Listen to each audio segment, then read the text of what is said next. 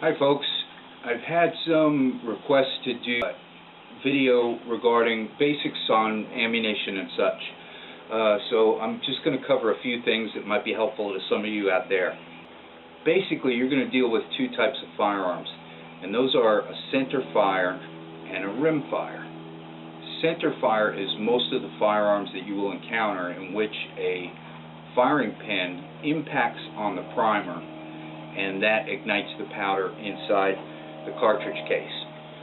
Rim fire, which you will see in most 22s, is where a small tab hammers on the bottom of the cartridge, igniting the powder. You'll find that firearms are referred to in generally one of three ways. There's gauges, millimeters, and caliber. Gauge always refers to a shotgun. Millimeter refers to a firearm that is of non-U.S. origins. Caliber is an American designation. These all refer to the size of the bore, of the barrel of the projectile.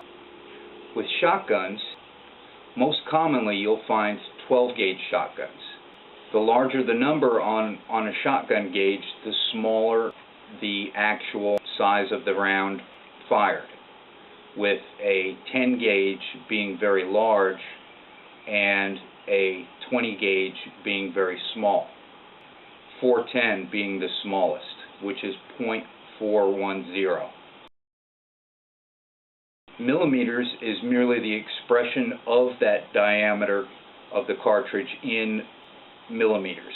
So, for example, a 9mm, you can imagine, is about like that.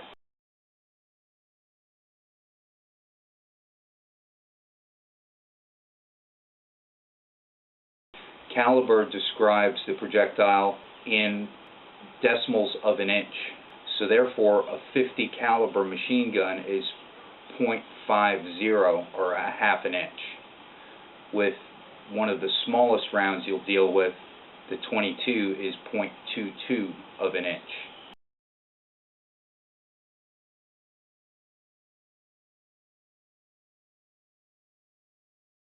Before I go down the road talking about different types of ammunition, let me give you one bit of advice that I've heard many negative stories about this.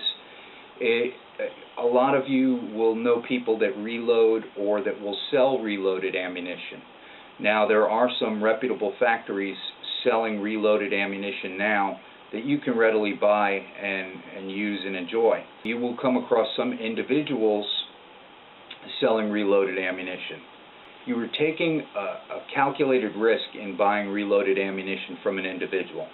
If you choose to do this, ensure that you know that individual, and I would only buy from a person that I consider to be reputable, of good integrity, and a very meticulous person, because reloading ammunition is a very meticulous art form or skill.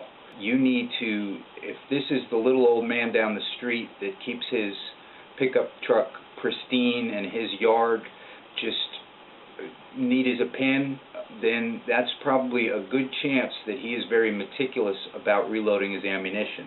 If this is the guy whose yard is a mess, like mine, but I don't reload, whose yard is a mess, who does everything halfway, you don't want to buy reloads for him. It is so easy to put a double charge of powder in there and then have a catastrophic result from that. Please use some caution. Now, a pet peeve of mine that I'd like to tell you about, that, well, just to make sure you're factually on board and you have the right information. This is not a clip. This is a magazine. This is a magazine. Okay, don't refer to magazines as clips or you will kind of not look very professional. Let me talk to you a little bit about different types of ammunition. Okay, just some basics about ammunition. This is generally referred to as a round. Some older folks will refer to it as a cartridge. Either one is fine.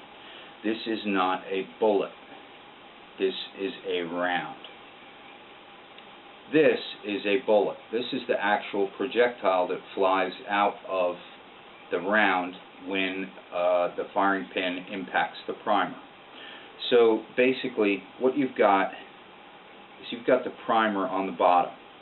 That is where your firing pin strikes. Inside you've got the propellant. What holds it all together is the case, the cartridge, the shell, you could even say, but the cartridge case holds it all together, and then you have your projectile. What this is a 7.62 by 39 round for an AK. When I was in the service, we learned that there are certain types of round. There were, for us, for the M16, there were ball, tracer, blank, and dummy. Now, a ball cartridge is a fully copper jacketed round. A dummy cartridge, of which I don't have any here, is basically a round that will not fire. It's just an inert round that can be used for dry practice.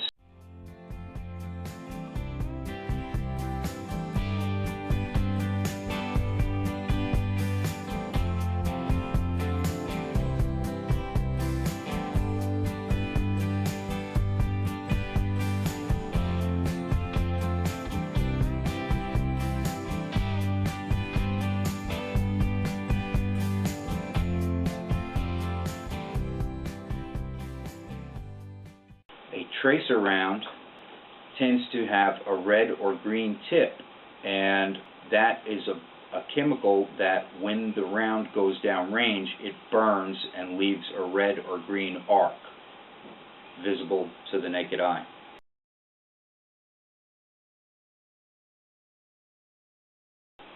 Now, blank round, as I said, is just to make noise. It's used in training. This is a handgun blank round. You can buy blank rounds. They do not have that much of a useful purpose to the average civilian, but if you want to do some scenario-based training, it's possible that you might purchase some blank rounds to do that training. A word of caution is that with just about any blank round, they will still shoot out some wadding. The wadding is what holds it all together, the propellant. This wadding can actually kill you, so you want to use a blank firing adapter or ensure that you do not fire that blank round at a person.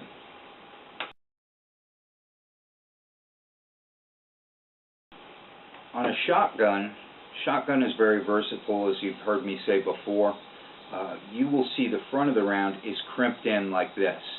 This actually contains birdshot, and many times, especially as they get older, if you shake it, you can hear a bit of rattle where it's contained in there. This will actually explode or open up forcefully when the round is fired. On this one, which is a slug, you can actually see the projectile tucked down inside there, and that is just a large lead slug. Sticking with handgun ammo, basically there are a few different types of handgun ammo that you can buy when you go into the store. You will see some designations that might seem unusual to you, like a plus P or a plus plus P. These are rounds that have had their velocity increased by the addition of extra propellant. These are not necessary. I have never found the need to use a plus P round. That's up to you, but you are fine just dealing with a basic round that is produced by a reputable company. This round is a wad cutter. A wad cutter is only used for putting nice, neat round holes in paper targets. It is flat on the top, and if you look down inside, you'll see a lead projectile, which is similar to the shotgun slug round. Now, this will kill you, no doubt, if it hits you. However, it is designed for very short shooting on ranges, as in 50 yards on end, and it has lower ballistic properties because it is just a hunk of lead. Does make nice, neat, round holes, though. This is a semi-wad cutter. A semi-wad cutter is just the lead projectile, but has basically some aerodynamic characteristics to it with a sort of rounded or tapered head. This is a copper jacketed round, a fully jacketed round, FMJ full metal jacket. Now, you can get rounds for pistol or for certain rifles in partially jacketed rounds, which have the lead nose exposed. This is good for some hunting uses and for some self-defense uses. The reason being is that soft exposed lead will spread out and break apart on impact, whereas a higher velocity full metal jacket round has more of a chance to over penetrate. And you will hear penetration, you will hear over penetration when people talk about ammunition. But this is just a full metal jacket round, or a ball round for a handgun.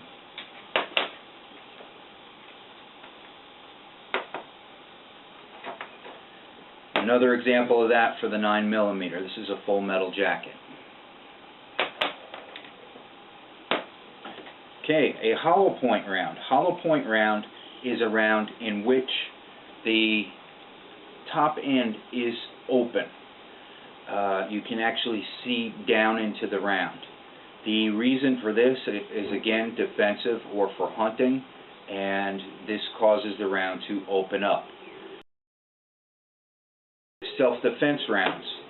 Self-defense rounds come in many variations of the same thing. Here is a round with a plastic insert in the tip. This plastic insert ensures that the round fully opens up on impact and causes a larger wound cavity. This one is a hydroshock round in which there is a post down in the center of that hollow point. Again, this is to ensure maximum transfer of energy, maximum expansion of the round, and to create a larger wound cavity.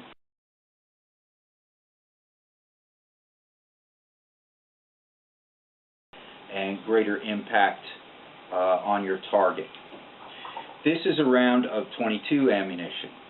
Now the .22, as I said, .22 long rifle, essentially just has a flat bottom. You don't see that primer such as with this other one.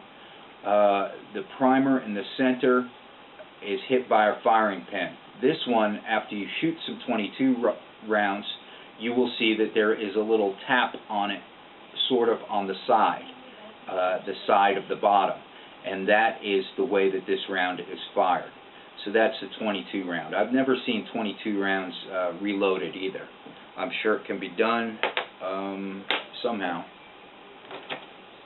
Here, just for interest, are some .30-30 rounds. .30-30 is predominantly a deer hunting cartridge that is used in a lever action style Western cowboy type rifle, the Marlin, the Winchester. Now, something about the .30-30, you'll see that the traditional round has a lead nose or a partial metal jacket. The reason for this is a tube loaded. Underneath the barrel there is a long tube, and all the rounds, that serves as an internal magazine. All the rounds are loaded nose to tail inside that tube, and when the lever is worked, it extracts the fired round from the firing chamber and feeds in the next round. Now, what they found when they were first constructing the .30-30 was if they used a pointed round, a pointed projectile, pointed bullet, that the possibility existed that that pointed bullet would impact on the primer of the round in front of it and cause a massive chain reaction in the tube, resulting in catastrophic failure of the firearm. so they went to a rounded bullet, and that's how it's been for 100 years. Recently, Hornady has come out with a nylon, I believe it is, front end nose for their 30-30 rounds.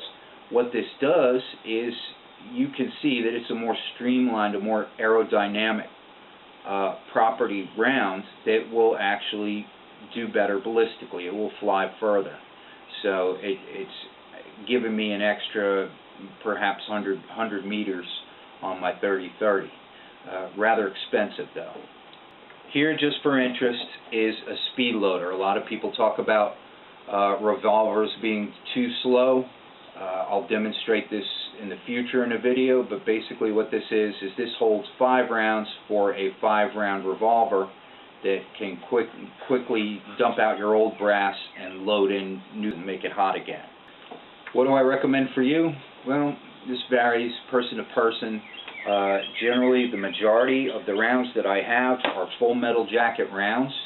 I do carry my duty load for my handguns, which consists of more of a self-defense round, such as a hollow point, Hydroshock, Black Talon, whatever you want to mention.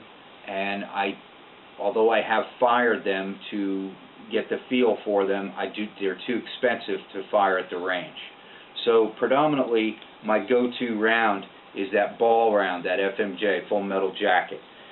You can vary on that as needed. You can experiment with different ones. If you want to do a lot of practice and have a revolver, for example, you might want to go with these wad cutters, because it'll go for a nominal price. It will give you a lot of rounds to work with.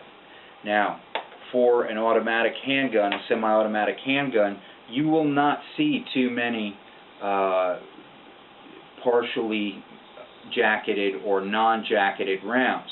The reason for that is that the semi-automatic pistol uses a cycle of operations which is machine-like, in which when the round is fired, that throws the slide back, which pulls out the old round. It extracts it and ejects it, and then as the spring brings that slide back forward, it strips off the top round of the next round on the magazine, that top round, and pushes it into the chamber and locks down, getting ready to fire again. Now, if you had lead-nosed bullets, you would encounter more malfunctions while doing this. Therefore, most of what you see with the semi-automatic firearm or full metal jacket, or a hollow point, the jacketed hollow point, or something like that.